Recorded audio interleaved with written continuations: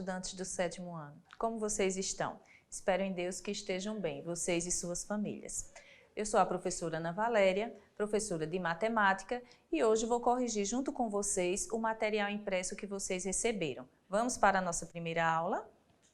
Bem, os objetos de conhecimento que nós vamos trabalhar nessa aula de hoje se relacionam com os números inteiros. Então, nós vamos conhecer os números inteiros, como eles são utilizados, a sua história, como eles são ordenados e a associação com os pontos da reta numérica, bem como trabalhar as suas operações. Vamos para o nosso primeiro desafio. Então, nós temos aqui, em um jogo de ganha ou perde, Beto fez 4 jogadas. Na primeira, ganhou 50 pontos, na segunda, perdeu 46 pontos e na terceira, perdeu 54 pontos. Na quarta, ganhou 49 pontos. Após as 4 jogadas, Beto ganhou ou perdeu pontos? Então, organizando esses dados na tabela, alguns alunos têm o hábito de eliminar os pontos perdidos e só contar com os pontos que foram ganhos. Mas não é assim que a gente resolve, porque nós vamos fazer semelhante ao que acontece no futebol com o saldo de gols. Então, nós não podemos desconsiderar os pontos perdidos, nós temos que considerar. Então, nós vamos analisar aqui como a gente poderia fazer para facilitar, para representar esse número de uma forma melhor. Então, nós vamos usar, nesse caso, os números inteiros, que são representados por números positivos e números negativos. Na primeira rodada, Beto ganhou 50 pontos. Se a gente considerar 50 ganhar como uma atitude positiva, nós vamos representar esse ganho com o sinal de mais, que representa um número positivo. Perder pontos não é uma situação boa, é uma situação negativa. Então, nós vamos representar essa situação com um sinal de menos, que representa um número negativo. Então, perder pontos, número negativo, ganhar pontos, números positivos. Fazendo uma conta rápida, de cabeça, a gente precisa descontar dos pontos ganhos os pontos que foram perdidos. Então, nós temos, se na primeira rodada ele ganhou 50, mas na segunda ele já perdeu 46 desses 50, sobram 4 pontos. Na rodada seguinte, ele perdeu 54 pontos. Como ele tinha 4 de saldo positivo, descontando, ele continua com 50 pontos perdidos. E aí nós temos que na próxima rodada ele ganhou 49 pontos, porém ele estava com 50 pontos perdidos. Então o saldo dele no final de contas ficou um saldo de 1 ponto negativo. E essa questão também se refere muito ao que nós, no nosso dia a dia, não só ao jogo de futebol, mas também a outros jogos de aposta, onde as pessoas consideram que tem muita sorte. E você? Você se considera uma pessoa de sorte? Então, faça como o Beto. Se você costuma apostar, veja o quanto, anota numa tabelinha o quanto você tem apostado, o quanto você tem perdido e o quanto você tem ganhado, para no final de contas você ver se vale a pena continuar jogando ou não. Vamos para o significado dos números inteiros. Os números inteiros, como eu falei anteriormente, são representados por números negativos e números positivos. E cada um tem o seu significado. Como eles são opostos, então nós temos aqui, perder é uma situação negativa, ganhar é uma situação positiva. Sacar quer dizer tirar dinheiro, geralmente para gastar, então é uma situação negativa. Depositar já é colocar dinheiro para guardar. Profundidade, algo que está abaixo em relação a um certo nível. Altitude, algo que está acima em relação a esse mesmo nível. Prejuízo, quando você não tem ganho. Lucros, quando você tem ganho, ou seja, prejuízos, perda, lucro, ganhos. Débito ou dívida, quando está devendo, crédito, quando está sobrando. Clima frio, quando está muito, muito frio, e clima quente, quando está acima de um certo ponto. Antes de Cristo, no tempo cronológico, anos que aconteceram antes de Cristo nascer. Depois de Cristo, os anos que sucederam o nascimento de Cristo. E na questão dos prédios, nós ainda temos andares do subsolo e andares superiores. Mas e o zero? O zero ele é um número positivo ou ele é um número negativo? Muitas pessoas consideram que o zero não vale nada, mas o zero é o nada que existe. Então, o zero existe. E ele foi, por incrível que pareça, né, a gente pensa, o zero foi o primeiro número que foi criado. Não, ele foi um dos últimos algarismos que foi criado, justamente pela necessidade que o homem tinha de representar uma quantidade que estava faltando. Mas isso é outra história. Vamos para a questão do zero. Veja, o zero ele é o ponto de origem nos números naturais. Então, nós temos aqui a representação de uma régua. Essa régua representa os números naturais, onde ele tem origem no ponto zero. Normalmente, quando eu costumo pedir aos meus alunos para fazer uma medição, então, quando eu digo a eles, olha, traça aí uma reta que mede 8 centímetros. Então, eles vêm aqui, começam do número 1 e vão até o número 8. Isso é correto? Porque aí eles começam a contar 1, 2, 3 até 8. Eles têm 8 centímetros. Pensando bem, se eu começar do 1, eu já tenho um traçado 1 centímetro? Não. Eu só traço 1 centímetro quando eu saio de um ponto e vou até o outro. Então, comecem sempre do zero. O zero é importante. O zero é o nada que existe, tá? Então, o zero é o ponto de origem nos números naturais e nos números inteiros. Qual é a importância do zero? Então, se a gente for analisar o tempo cronológico, o zero ele é o divisor entre o tempo antes e depois de Cristo. Se a gente for analisar o zero a nível de altitude ou profundidade, ele é o nível do mar. Nesse caso aqui, o zero seria o ponto B, que é essa linha que mostra o nível médio das águas do mar. Então, tudo que está abaixo, como está aqui no ponto C, é uma profundidade e o que está acima desse nível é uma altitude. O zero também, no tempo climático, ele divide o tempo quente e o tempo frio. O zero ele é o ponto de solidificação da água. Então, a 0 grau, a água congela. Abaixo de zero são temperaturas muito frias. Acima de zero, as temperaturas começam a aumentar e começam a esquentar. Então, é onde temos o tempo quente.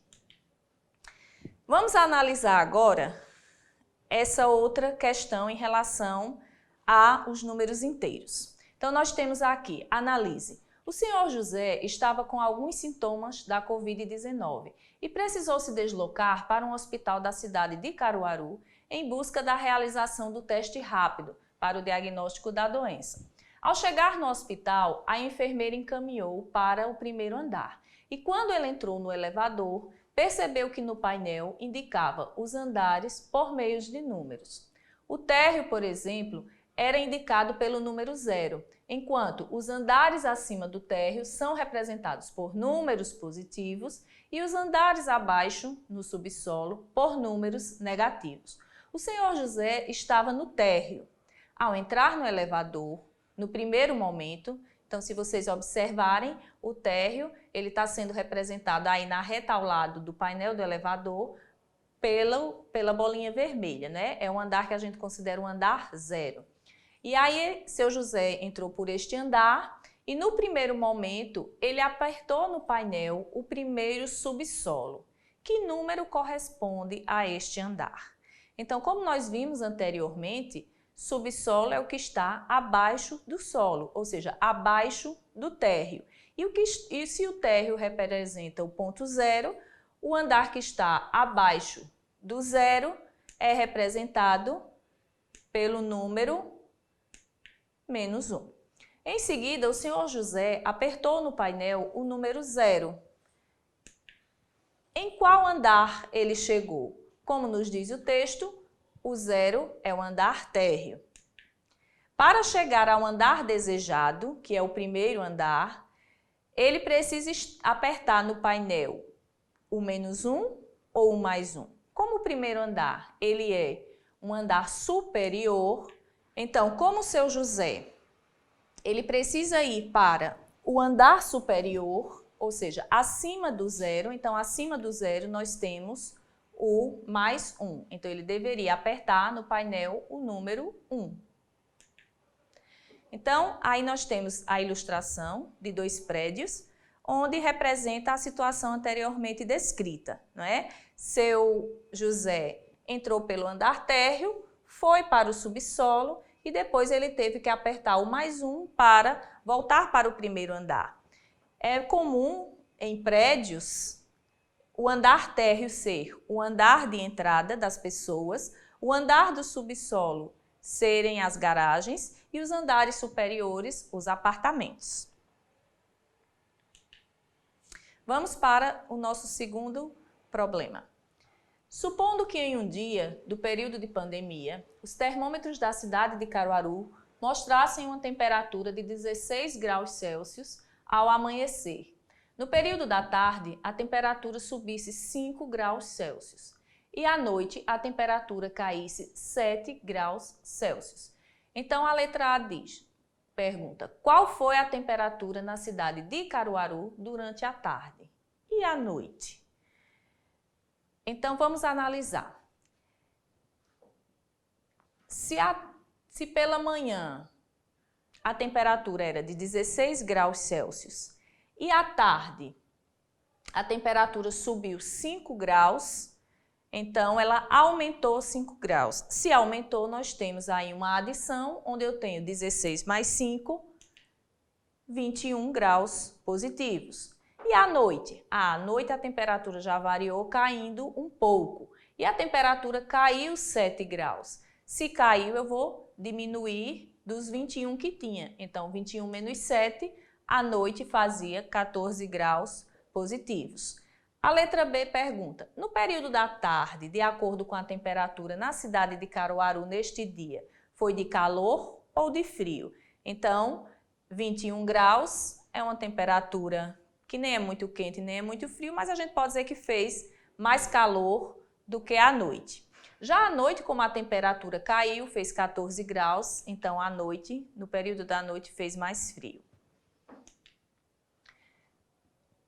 Então aí tem uma dica para vocês, né, sobre o coronavírus, esse tempo de pandemia que nós estamos vivendo. Saiu inicialmente que o vírus ele era mais prejudicial em climas frios do que em climas quentes, mas nessa pesquisa mostra que não faz diferença para o vírus. E aí vai uma dica para vocês. Nós precisamos estar atentos e ligados à questão da educação financeira, né? Então, nós precisamos aprender a como lidar com o nosso dinheiro para fazer um uso consciente dele. E isso também tem a ver com os números inteiros. Vamos analisar essa questão aqui. Dona Lili, moradora da cidade de Caruaru, recebeu o pagamento do auxílio emergencial liberado pelo governo federal. A tabela abaixo mostra a movimentação financeira de sua conta bancária. Complete os espaços em brancos do extrato bancário, informando o saldo ao final de cada movimentação. Então, aí nós temos uma tabela onde mostra a movimentação bancária da conta de Dona Lili. Então, aqui nós temos a data na primeira coluna, na segunda coluna a descrição da operação que ela realizou. A quarta coluna nos mostra como ficou a situação do seu saldo bancário naquele dia, né, em relação à operação que ela fez, e a quarta coluna vai trazer para nós, que nós devemos preencher, o saldo após cada operação realizada. Então, vamos analisar. No dia 20 de maio, Dona Lili teve na sua conta feita o depósito do auxílio emergencial de R$ 600. Então, no final do dia, ela ficou com R$ 600 em conta. No dia 24 de maio, ela precisou fazer um saque. Então, como nós vimos anteriormente, sacar quer dizer retirar. E retirar é uma situação onde nós utilizamos um número negativo. Então, se ela tinha 600 e precisou retirar 250, o saldo dela ficou com 350 positivo, porque ela tirou menos do que o que ela tinha no banco. Mas no dia 28, Dona Lili precisou fazer um pagamento no cartão. Então, ela precisou de R$ 400 para pagar a fatura do cartão. mas ela só tinha R$350 no banco. E aí, como vai ser? Será que Dona Lili não vai conseguir pagar o cartão? Bem, alguns bancos têm, a maioria dos bancos fornece um empréstimo ao cliente. Então, mesmo que o cliente não tenha aquele saldo todo na conta, ele pode tirar um pouco a mais. E aí, como é que fica a situação? Fica devendo ao banco. Então, Dona Lili precisou de R$400, só tinha 350, mas daí o banco emprestou e ela fica devendo R$50 ao banco. Depois de preenchidos os espaços da tabela, responda. Qual era o saldo da conta de Dona Lili no dia 20 de maio? A gente viu R$600. No dia 24, com o saque, ela ficou com R$350. O saldo do dia 28 ficou positivo ou negativo? Nós vimos que ficou um saldo negativo na quantia de R$50. E aí pede para pesquisar o significado de débito e crédito em relação à movimentação financeira. E aí, pesquisando, né, no dicionário, achei que crédito é um substantivo masculino que significa confiança, né? Então, você só empresta dinheiro a quem você tem confiança. Mas por crédito também significa um indivíduo ou uma instituição que empresta a alguém, estipulando certas condições para a sua devolução, como juros e prazos. Então, nem sempre é bom a gente sacar além do limite. E o débito é o que é devido ou dívida.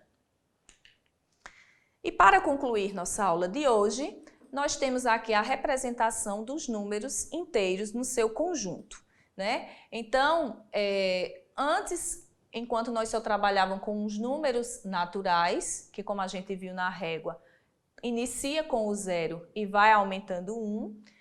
Depois sentiu-se a necessidade de registrar quantidades que representassem situações de dívida, situações de representar o que estava faltando, pontos perdidos, então surgiram os números inteiros. Mas aí a gente pode concluir o quê? Que os números naturais, eles também fazem parte dos números inteiros.